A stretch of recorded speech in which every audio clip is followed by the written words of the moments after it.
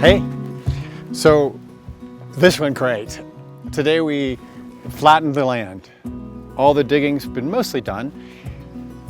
The pads stretched out beyond where the soil used to be. The driveway's in, and we're ready to put the house down. We did a lot of measuring on the plans and on the land to figure out where the house is going to go, and a couple of surprises. One is the house is bigger than I thought. When I staked it, when the land is sloping, it's different now. So these trees right here are going to be pretty close to the house, maybe 18 inches away from the roof line, but the roof extends 5 feet beyond the house. So that's cool. The trees also had to have some of their roots dug out when we took the stump out that was right about at the corner of the house. And so those trees are a little bit at risk. I talked to the arborist. He said, maybe not. So we're not going to take them out. He said, give them a lot of water, and we'll know in a year or two if they're going to survive the stresses of construction. But everything else is pretty much ready. You can really visualize the house now. I can feel it. I can see it in my mind's eye. This is a very exciting time. The retaining wall is smaller than we thought it was going to be, based on the topographical survey. So we're saving about 20 feet at one end, and we're only going up about 5 feet over here. That's great. The driveway went in very, very well. The patios extended out to the front. Really, this is how it's going to be in the future. And that's just darn exciting.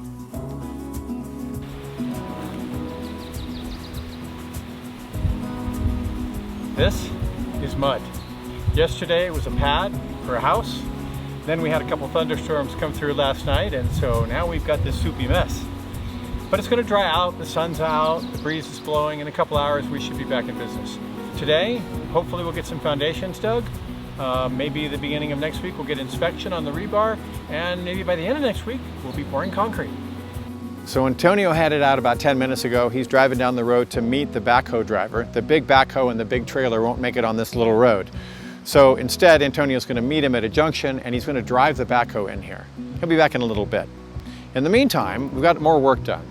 This morning we sited the house. We decided right where it was going to go. This way, it was really easy to decide. There's a property line over there that we wanted to see a certain amount away from. There's some trees over here we want to protect, so that's pretty well established. But front and back is another question. We have a patio in front of the house right here. It's a 13 by 13 foot concrete patio. It's going to be raised up at the height of the house practically. And we have this beautiful view of the river. And the river's right down here. It's really nice. The sound is incredible. It's fantastic. The parking pad is in the back. So what we decided to do was to maximize the parking pad size by pulling the house a little further forward and push the patio a little further forward so that the view of the river is just even a little bit better. So that's why it is where it is now. He then had to put lines across diagonally on the 4 squares of the house and adjust the walls a little bit until it became square. When the diagonals are the same length, you know you've got a perfect square. Yeah, we're within, like I said. Yeah, well, there it is right there. We're within like 2 inches right now. Now he's got that established. Then he raised it up. These things that he built allows him to put this line that denotes the sides of the house at the finished floor height. This is the height the house will be for the floor. The patio will be 5 inches below it. So we've got this dirt here, and we have to put a stem wall and a retaining wall. The retaining wall holds in the patio and the dirt behind the patio, and then the stem wall goes underneath the house itself. The stem wall will be made out of the EF block. The patio walls are made out of traditional concrete blocks, CMUs. And how they build that was kind of interesting. The back of the property back over there was higher, and this is lower. So we dug dirt from the back and we shoved it up from the front. So this is all fill dirt here. Now back there where we dug down, underneath where we dug down is native soil. And then you have to dig down underneath a wall that has to be strong, like a stem wall or a retaining wall, and put a footing under the ground. And that's typically concrete with rebar in it, and the rebar sticks up into the wall. So that's what they're going to do. But if you put a foundation under native soil at the top, and then you put it in fill soil at the bottom, you're asking for trouble. Because in the future, the house's weight will be supported by 2 very different types of structures. No matter what you do to fill dirt, it's impossible to get it compacted at the same degree as native soil that hasn't been dug. So the support will be better on the native side and worse on the fill side, and the house will tilt and the concrete could crack. So we're going to dig this down up in the front as well, and we're digging down into the native soil. And that determines the height of the retaining wall. We are allowed 5 feet in the design.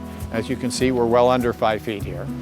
And so we're going to dig down into this native soil with the big backhoe, put in our rebar forms, get everything ready for a concrete pour. But before the concrete pour, we have to have inspection. Hopefully that'll happen early next week.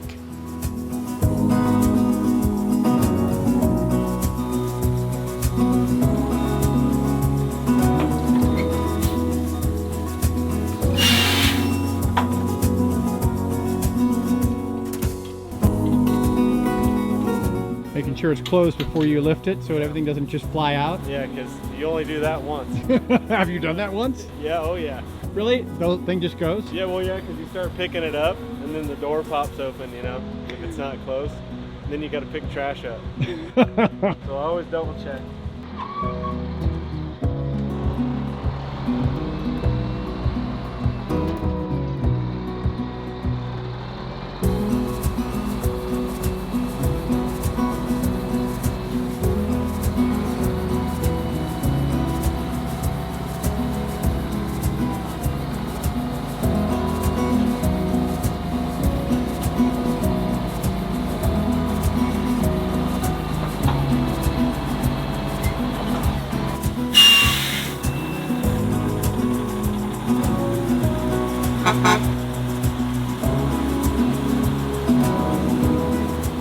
These are my favorite boulders.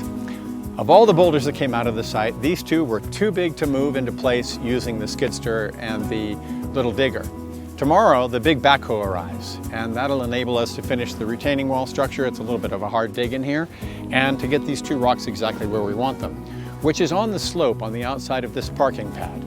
As you come up the driveway, right where you are, you come up here and you can do a big Y-turn and go back down. So this is the end of the parking pad. So this is built up about 5-6 feet above the natural soil on this side. These rocks are going to go down and help hold the soil so that we don't have to have as gradual of a slope. We can have a steeper slope if we incorporate the boulders into the structure of the hillside. Now, placing these is something that I've had a lot of fun placing boulders over the years, building water features and working with rocks in backyards. And I think it's important, at least it is to me, that the rocks look as if they were naturally there, like we didn't move them there. We want it to look like a structure that is reaching up out of the ground. So we make sure that the bases are all buried, they're only partially exposed, and that the rocks look all part of a single formation. And you do that by paying attention to planar surfaces. Like here, there's a plane here, and there's a plane here. And same on that rock, there's a top plane and a front plane. So when they're in place, we want to line those planes up to be parallel. They don't have to be exactly the same, but on the same general plane. And by doing that, it looks like it's all part of one rock structure. And that makes it look a lot more natural rather than just humbly-jumbly thrown over the edge. And that is tomorrow. I got up at dawn this morning and went out and measured the side of the road. And then I measured every boulder, gave each one a number, drew the shape, cut them out to scale, and placed them on the road in a manner that I thought would work pretty well. And then Antonio came and we got to get started. Now, where do you want it? Right here. Hang on, let me clear the dirt. Okay. Oh, kind of drop it in there. Drop it in there. Drop it in there, it's going to just like that one. You tell me when to drop. Go that way. Go that way.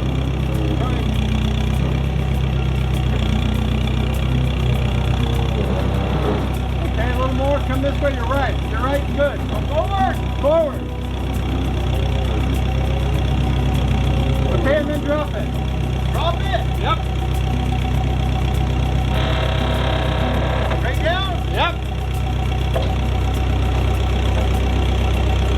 Forward down. Give it a nudge. There it goes. Keep coming.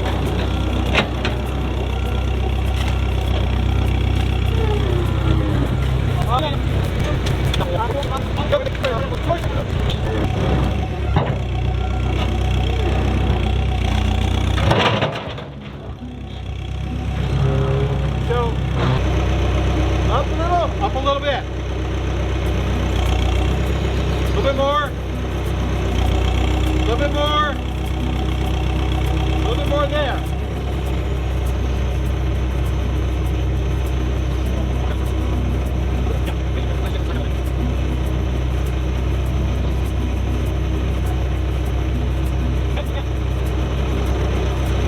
Yeah, baby. And we're good. Set it? Okay, so you know where the bottom is? Yeah, it's right here where I'm at right now, right? I already turned it. When we Now weren't I just looking. have to go down. Now I just have to set it down, right?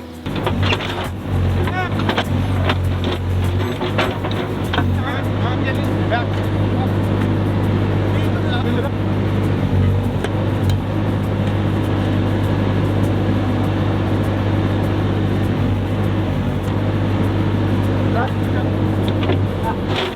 This will face this way. This Oh, will okay. face that way. So these two faces are like this right now. Ends up like that. Okay. Okay, like that, like that. Okay. Yeah. Yeah. That's it. This has to go in first. That's gonna be on that side. On that side.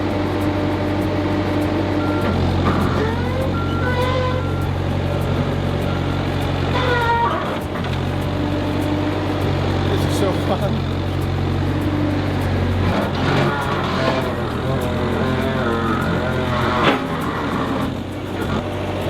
Because that side on top, stay on top. It's gonna rotate. It has to stay on top? Yeah, It has to rotate. rotate.